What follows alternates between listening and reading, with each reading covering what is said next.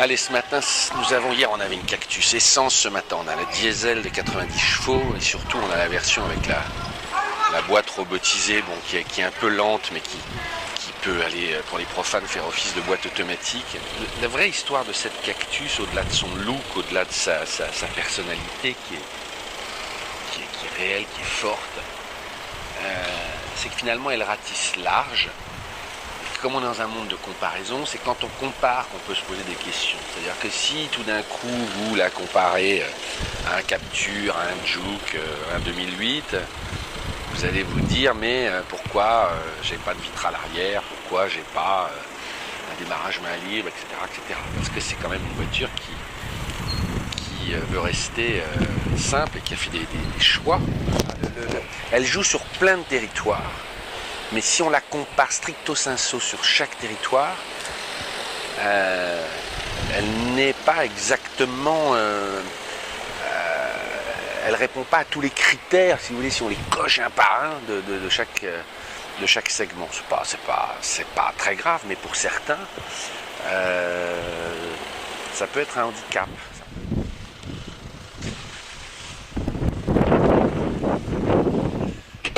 Et c'est plus joli en tissu finalement que l'option cuir qui doit coûter à peu près 1500 balles.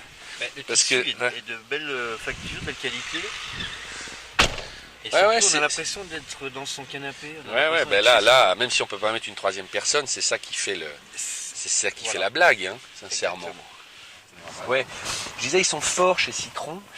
Parce que hier, ils nous ont bien justifié finalement les choix des coûts, là où ils mettaient l'argent et pourquoi ils disaient bah ouais, peut-être que vous trouvez le plastique pas top, mais c'est vraiment une économie vachement importante, ça nous permet de mettre de l'argent, par exemple dans un écran tactile, enfin, chaque chose a été pesée et quand on te l'explique, on finit par plus l'accepter, hein, même toi qui était. Absolument, oui, c'est vrai qu'ils ont fait des choix qui sont discutables, mais.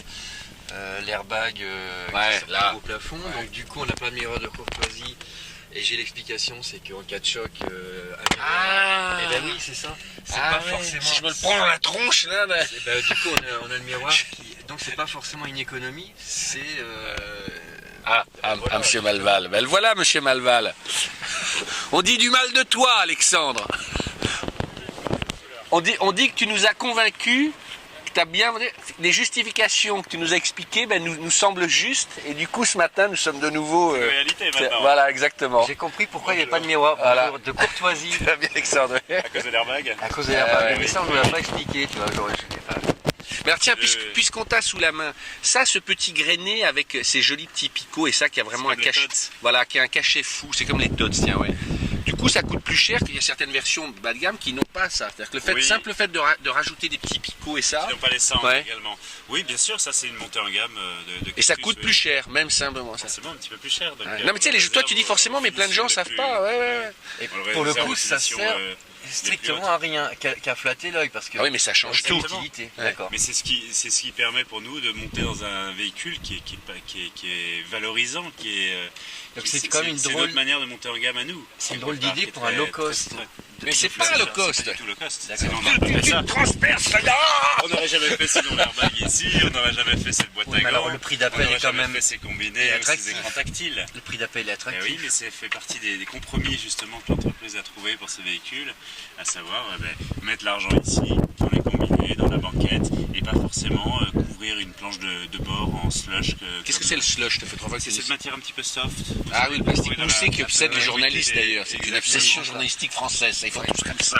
Si le doigt ne s'enfonce pas, ça n'est pas qualité. C'est thermogainé sur la partie supérieure de la planche, la partie qu'on a sous les mains. Et voilà, c'est un ensemble de compromis qu'on a traité différemment, pas de manière traditionnelle, pour avoir un produit qui est en rupture, un produit qui est fort. Et ça, ok, merci beaucoup pour bonne route. Merci.